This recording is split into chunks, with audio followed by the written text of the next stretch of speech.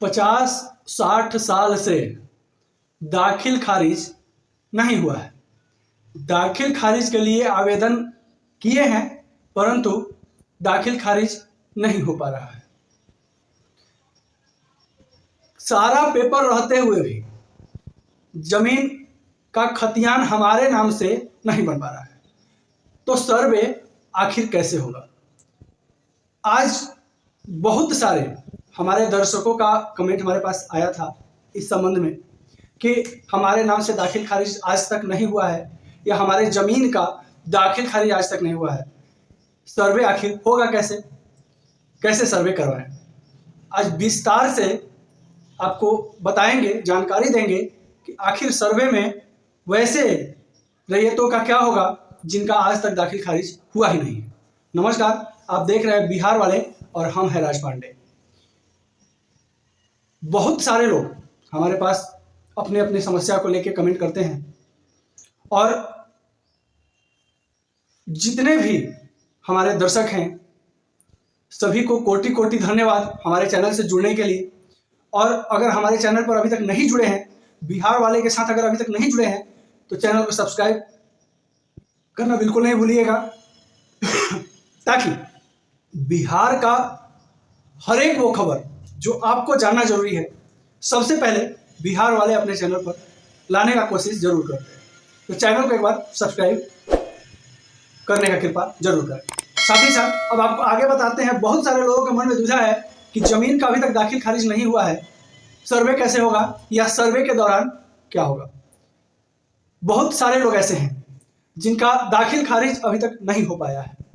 बहुत सारे लोग वैसे हैं जिनके पूर्वज के नाम से खतियान जो है चलते आया है। रिविजनल सर्वे के दौरान लोग सोच रहे हैं कि हम अपना खतियान अपने नाम से करवा लेंगे, लेकिन हो नहीं पा रहा है। दाखिल खारिज का मतलब सबसे पहले आपको समझना बेहद जरूरी है। दाखिल खारिज क्या होता है आपको अगर पता है तो भी आपके लिए वीडियो जो है उपयोगी है, और नहीं पता है तो भी आपके लिए वीडियो उपयोगी है। सबसे पहले आपको बताते हैं दाखिल खारिज होता क्या है। वैसी प्रॉपर्टी जो किसी और के नाम से है, चाहे वो आपकी पुश्तैनी प्रॉपर्टी हो या खरीदी हुई प्रॉपर्टी हो, चाहे जमीन हो, मकान हो, दुकान हो, जो भी हो, सारे चीजों का जब आप खरीद करते हैं तो आपको डीड पेपर मिलता है जिसे केवाला भी कहते हैं। तो डीड पेपर अगर आपको मिला और अगर आप सोचने लगे और आप खुश हो गए कि नहीं अब तो ये प्रॉपर्टी हमारी हो गई, तो ये आपकी भूल है। आपका कब्जा भले हो सकता है, उस प्रॉपर्टी का, उस जमीन का उपयोग भले आप कर सकते हैं, लेकिन सरकार के नज़र में, गवर्नमेंट के नज़र में वास्तविक मालिकाना हक आपके पास नहीं रहेगा। वास्तविक मालिकाना हक आपका कब होता है? जब आप प्रॉपर्टी का, जमीन का दाखिल खारिज करवा लेते हैं तब। जैसे सपोज दैट हमारे अकाउंट में पैसा है, ठीक है, ऑनलाइन हम ट्रांसफर कर रहे हैं। ट्रांसफर तो हम आपके पास कर दिए, कहीं बीच में अटक गया तब, कहीं सर्वर फेल हो गया तब, कहीं नेटवर्क इशू हो गया तब, जब पैसा तो आपके पास गया नहीं, हमको दिखा दिया हमारे फोन में कि नहीं पैसा हम भेज दिए, देखिए चला गया, लेकिन वो वास्तव में आपके पास गया नहीं, सर्वर इशू की वजह से या कोई इशू से। फिर वो पैसा हमारे ही 5 कुछ दिन के बाद रिटर्न होकर चला आएगा, वो हमारे ही अकाउंट में चला आएगा। तो सेम वही चीज दाखिल खारिज के प्रोसेस में होता है। अगर आपके द्वारा या आपके पूर्वजों के द्वारा या आपके पिताजी के द्वारा अगर कोई प्रॉपर्टी, कोई जमीन खरीदी हुई है और अगर उसका आप दाखिल खारिज नहीं करवाते हैं तो वो खतियान में जो है, वो जो विक्रेता हैं जिनका प्रॉपर्टी थी उन्हीं के खतियान में वो प्रॉपर्टी जो है, वो जमीन जो है, वो सब चीज, खाता खसरा रकबा जो भी है आपका प्रॉपर्टी का, वो उन्हीं के खतियान में जुड़ा रहेगा, आपके खतियान में नहीं ऐड होगा। जब आप दाखिल खारिज करवाते हैं प्रॉपर्टी का, जमीन का, तो वो विक्रेता के खतियान से कट के जितना आप खरीदे हैं या जितने का दाखिल खारिज आप करवा रहे हैं वो आपके अकाउंट में, आपके खतियान में जो है वो ऐड हो जाता है। उसके बाद जो रसीद कटता है वो आपके खतियान के द्वारा आपके नाम से वो कटना चालू होता है। लेकिन अगर आप दाखिल खारिज नहीं करवाए हैं तो रसीद जो आप कटवाने जाइएगा तो वो रसीद भी कटेगा जिनके खतियान पे ऐड है वो जमीन, उन्हीं के नाम से। तो ये सबसे बड़ा कंफ्यूजन लोगों के मन में था कि जमीन का दाखिल खारिज हम नहीं करवाए हैं, कैसे क्या होगा। तो अब आगे आपको हम बताते हैं कंफ्यूजन को दूर करने का उपाय। सबसे पहले तो आपको अपने जमीन के लिए दाखिल खारिज करवाने के लिए आवेदन देना होगा अंचल कार्यालय में। और दाखिल खारिज का अगर आपका किसी भी कारण से पेंडिंग होल्ड या अगर उसको जो है किसी तरह पेंडिंग में डाल दिया जाता है या उसको हटा दिया जाता है, उसके लिए जो है आप DCLR ऑफिस में आवेदन कर सकते हैं। तो दाखिल खारिज अगर आप नहीं करवाते हैं तो सर्वे के दौरान क्या होगा ये भी आपको हम बता देते हैं। अगर आप दाखिल खारिज नहीं करवाते हैं, अगर मान लीजिए आपका रैयती जमीन है, आपका पुश्तैनी प्रॉपर्टी है और दाखिल खारिज नहीं करवाए हैं, सर्वे का अनाउंसमेंट गवर्नमेंट कर दी है, पेपर नहीं निकाल पाए हैं, दाखिल खारिज नहीं करवा पाए हैं, आपके पास कोई एक ही दो पेपर मिल पाया है, वैसे सिचुएशन में जमीन का ऐसा नहीं है कि सर्वे नहीं होगा, ऐसा नहीं है कि जमीन की मापी नहीं की जाएगी, ऐसा नहीं है कि सर्वेयर आपके यहाँ नहीं जाएगा, आपके जो है प्रॉपर्टी है उस पर नहीं जाएगा, सरकार की नजर उस पर नहीं है, ऐसा नहीं है। हर एक जितने भी प्रॉपर्टी है, जितनी भी जमीन है, चाहे वो सरकारी हो या रैयती हो, किसी भी तरह का जमीन हो, सरकार का नजर लगभग सारे जमीनों पर है और लगभग सरकार का जैसा आदेश था इस हिसाब से सर्वे लगभग सभी जमीनों का की जाएगी, चाहे वो जमीन का पेपर उपलब्ध हो या ना हो, क्योंकि सरकार के पास लगभग सारे पेपर उपलब्ध हैं और उस पेपर के हिसाब से उस जमीन का सर्वे होगा, नापी होगी, सारा चीज जो है पूरा डेटाबेस उस जमीन का निकाला जाएगा। अगर मान लीजिए सपोज दैट आप पेपर नहीं निकाल पाए हैं या कहीं आप बाहर रहते हैं और आप सारे पेपर का कोई इकट्ठा नहीं कर पाए हैं और सर्वेयर अगर आपके जमीन पर चला जाता है तो वो नापी करेगा और नापी करके जमीन का जो एरिया है, वो जो पेपर है वो तैयार करके और उसको आपके पुराने खतियान के वाला जो है उसी नाम से सर्वे को अंकित कर देगा, उसी नाम से सर्वे को चढ़ा देगा। नया सर्वे आपके नाम से वो ऐड नहीं होगा, आपके नाम से ऐड होगा जब आप अपने प्रॉपर्टी का, अपने जमीन का दाखिल खारिज अपने नाम से जब करवा लेंगे तब। पूर्वजों की जो संपत्ति है या खरीदी हुई जो संपत्ति है, जो जमीन है, उस जमीन का दाखिल खारिज जब आप करवा लेते हैं तो पूर्वजों के नाम से कट के जो बेचा है, जो प्रॉपर्टी को, जो जमीन को, उसके नाम से कट के उसके खतियान से हट करके आपके खतियान में ऐड हो जाएगा। अगर आप मान लीजिए यंग है या आपके नाम से कभी खतियान नहीं बना है तो वो जो है आपका नया खतियान बनेगा। तो नया खतियान को बनाने का भी एक प्रोसेस है, क्योंकि आपके पूर्वज का जो जमीन है उसमें बहुत सारे हिस्सेदार जो है विभाजन होते आए हैं, तो उसके लिए आपको सबसे पहले जो है जिनके नाम से खतियान है, अब आप पता करना होगा आपको अंचल से कि हमारा खतियान किसके नाम से है, हमारे बाबा दादा परदादा किसके नाम से खतियान है। जो 71 में सर्वे हुआ था उस समय हमारा खतियान बना था पूर्वज के नाम से, या 49 में जब सर्वे हुआ था उस समय खतियान बना हुआ था, ये चीज आपको अंचल कार्यालय से पता करना होगा।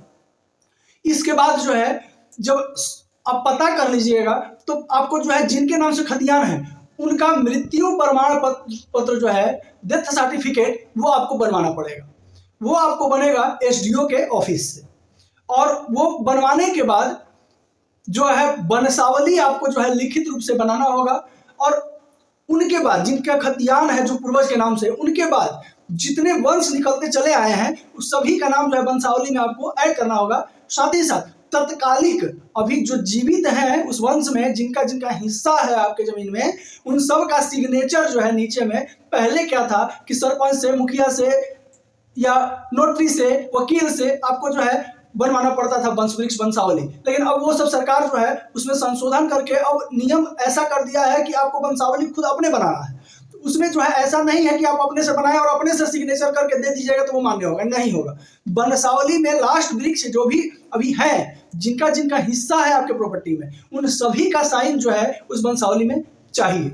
और इसमें बहुत सारा अभी गड़बड़ी चल रही है जो कि किसी से छुपा नहीं है। बहुत सारे लोग जो है, बहुत सारे लोगों का नाम को ही हटा दिया वंशावली में से, जो बाहर भीतर रह रहे हैं। वैसे बहुत सारा समस्या अभी आया है सामने, तो खैर वो दूसरे वीडियो में इस बारे में चर्चा करेंगे इस समस्या का क्या उपाय है। लेकिन अभी जो है तो उस वंशावली को जो है आप अंचल कार्यालय में जब जमा करिएगा तो आपका एक नया खतियान बनेगा, और अगर आप वंशावली नहीं दीजिएगा तो संयुक्त खतियान जो है पुराना खतियान को हटा करके और नया खतियान ही बनेगा, लेकिन संयुक्त खतियान बन जाएगा जिसमें बंटवारा जो है खतियानी तौर पे नहीं रहेगा। आपका मौखिक बंटवारा भले हो लेकिन कागजी बंटवारा जो है वो नहीं रहेगा। तो कागजी बंटवारा के लिए आपको जो है वंशावली बना के जब दीजिएगा तो जो जो वंश में आपके बच्चे हुए जिनका जिनका हिस्सा है सबके नाम से जो है अपना अपना खतियान बन जाएगा। इसमें जो है सबसे बड़ा हाथ है दाखिल खारिज अगर आप नहीं करवाते हैं तो थोड़ी सी मुश्किल आपके लिए भविष्य में हो सकती है कि आपका सर्वे, ऐसा नहीं है कि दाखिल खारिज नहीं करवाया तो सर्वे नहीं होगा, सर्वे होगा लेकिन वही पुराना खतियान से होगा। तो आखिर जब आप दाखिल खारिज नहीं करवाते हैं और सर्वे पुराना ही खतियान से हो जाता है तो सर्वे का कोई मतलब नहीं है। सर्वे का सरकार का मुख्य उद्देश्य क्या था? सरकार का सर्वे का मुख्य उद्देश्य यही था कि जो वास्तविक मालिक है जमीन का, प्रॉपर्टी का, उसके नाम से प्रॉपर्टी जमीन जो है वो हो जाएगा, उनका पेपर बन जाएगा, वो निश्चिंत हो जाएंगे। लेकिन अगर आप दाखिल खारिज नहीं करवाते हैं तो वही समस्या लगा रहेगा जो पहले था। और मेन जो है परेशानी उनके लिए है जो अवैध रूप से जमीन पर रह रहे हैं या जमीन का किसी गलत तरीके से जो है कब्जा करके जमीन पर रह रहे हैं, जमीन पर कब्जा किए हुए हैं। साथ ही साथ वैसे लोगों को भी परेशानी होगी जिनको गिफ्टनामा के द्वारा या किसी तरह मौखिक रूप से पूर्वज लोग जमीन को दे दिया है रहने के लिए, खेती बाड़ी करने के लिए, वैसे लोगों को भी इसमें समस्या होगी क्योंकि पेपर तो उनके नाम से बनेगा नहीं, पेपर उसी के नाम से बनेगा जिनका खतियान है। और खतियान जिनका है, जिनके पूर्वज का है, वो अगर वंशावली बना के देंगे या आवेदन करेंगे नया खतियान अपने नाम से बनाने के लिए, क्या होगा कि उसमें जितने भी उनके खतियान में जितनी प्रॉपर्टी होगी, जितनी जमीन होगी, तो सारे प्रॉपर्टी का, चूंकि दाखिल खारिज तो होगा नहीं है, तो वो सारे प्रॉपर्टी का जो है वास्तविक मालिकाना हक उसी को मिलेगा जो वास्तविक मालिक होगा। और इसमें जो है सबसे बड़ा चीज है लैंड म्यूटेशन, दाखिल खारिज। और दाखिल खारिज करवाना जरूरी है। अगर नहीं करवाते हैं तो भी कोई चिंता की बात नहीं है, लेकिन भविष्य को देखते हुए सरकारी जो व्यवस्था मिल रही है, जो फायदे मिलने वाले हैं, या इस तरह के भविष्य में फिर अगला सर्वे कब होगा नहीं होगा, या आपके पास समय कब रहेगा नहीं रहेगा, तो इसके लिए जो है जमीन का दाखिल खारिज करवाना बेहद जरूरी है। साथ ही साथ हमारे पास बहुत सारे एक कमेंट आया है, एक मिनट पढ़ के बता रहे हैं हम लोगों को। एक कमेंट है शिवचंद्र प्रसाद जो कि धनरुआ प्रखंड से हैं। उनका कहना है कि हमारे यहाँ आंचल कर्मी जो हैं बिना पैसे लिए हुए कोई काम नहीं कर रहे हैं, एक छोटा मोटा काम के लिए भी जो है पैसा देना पड़ रहा है, और नीचे से लेकर के ऊपर तक लगभग सभी लोग जो है संलिप्त है। देखिए, इस पे हम कई वीडियो बना चुके हैं और बिहार वाले कभी किसी चीज से डरते नहीं हैं। वजह यही है कि आप लोगों का सपोर्ट और प्यार मिल रहा है। देखिए, ये सच्चाई है कि नीचे से लेकर ऊपर तक कोई ऐसा नहीं है राजस्व विभाग में जो साफ और स्वच्छ है। भले ही भूमि और राजस्व विभाग के मंत्री श्री दिलीप जायसवाल जी लगातार कैमरा के सामने आकर के और अपने आप को साफ सुथरा दिखाने का प्रयत्न कर रहे हैं, और हो सकता है वो साफ सुथरा होंगे, लेकिन उनको जो विभाग दिया गया है वो विभाग कितना साफ सुथरा है वो किसी से छुपा नहीं है। चूंकि ये विभाग ही ऐसा है कि लोगों को न चाहते हुए भी जो भी इनके कर्मी हैं, इन लोग जो है 1 तल्ला से 5 तल्ला बनाने का सपना देखने में लगे हुए हैं, और इसमें जो है चाह करके भी सरकार कुछ नहीं कर पा रही है, चूंकि सच्चाई कहीं ना कहीं किसी से छुपा नहीं है। इसके अलावा एक और कमेंट है नवादा से, उनका नाम तो नहीं आ रहा है, कुमार करके है। उनका कहना है कि 1974 का मेरा खतियान बना हुआ है और मेरा रसीद जो है वो दूसरे के नाम से कट रहा है और खतियान भी दूसरे के नाम से, हम क्या करें, कब्जा हमारी है। तो देखिए, सबसे पहले आपके पास किसी भी तरह का अगर उस प्रॉपर्टी से रिलेटेड, उस जमीन से रिलेटेड अगर पेपर आपके पास है, चाहे वो किसी भी तरह का गिफ्टनामा हो या चाहे किसी भी तरह का पेपर है, तो आप जो है उस पर आवेदन कर सकते हैं DCLR ऑफिस में। और अगर आपके पास किसी भी तरह का पेपर नहीं है तो सर्वे जो है उन्हीं के नाम से होगा जिनके नाम से खतियान होगा, जिनके नाम से रसीद कटता होगा, और आपका भले कब्जा रहेगा लेकिन मालिकाना हक जो है वो जिनके नाम से खतियान है उन्हीं का रहेगा। और अगर आपके पास किसी भी तरह का पेपर है तो फिर आप उसके लिए जो है आप DCLR ऑफिस में कंप्लेन कर सकते हैं, खतियान अपने नाम से बनाने का आवेदन कर सकते हैं। और अगर नहीं है तो फिर आपका जो है आपके नाम से खतियान नहीं बनेगा।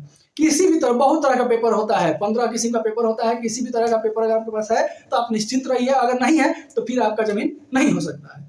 देखिए, हम बिहार वाले अपने चैनल पर जो भी लाते हैं, जो भी बताते हैं, वो फुल कॉन्फिडेंस के साथ बताते हैं, क्लियर कट बताते हैं, साफ सुथरा बताते हैं, चाहे किसी को बुरा लगे या अच्छा लगे, लेकिन जो भी बताते हैं वो साफ सुथरा और क्लियर कट बताते हैं।